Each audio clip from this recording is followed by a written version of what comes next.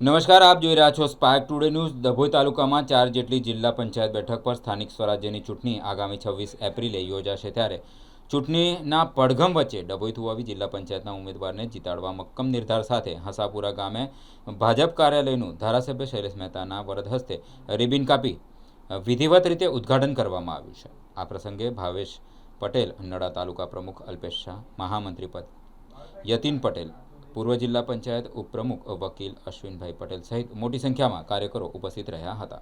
આગામી સ્થાનિક સ્વરાજ્યની જે ચૂંટણી છે એમાં થુવાવી જિલ્લા પંચાયતના કાર્યાલયનું આજે ઉદ્ઘાટન કરવામાં આવ્યું છે।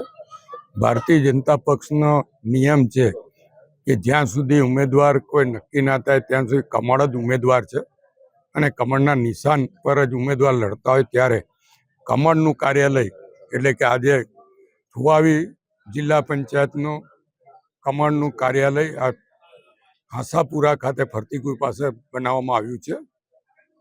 મોટી સંખ્યામાં કાર્યકરો આજે અહીંયા ઉપસ્થિત છે। 26મી તારીખે ઇલેક્શન છે ને 28મે પરિણામ છે, ત્યારે વડોદરામાં 34 જિલ્લા પંચાયતોમાં ડભોઈ તાલુકાની 4 જિલ્લા પંચાયતો ભારતીય જનતા પક્ષ જીતવાની છે।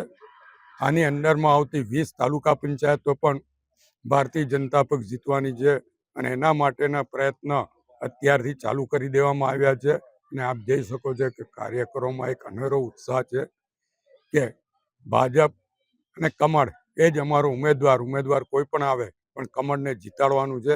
મોદી સાહેબને હાથ મજબૂત કરવાના છે।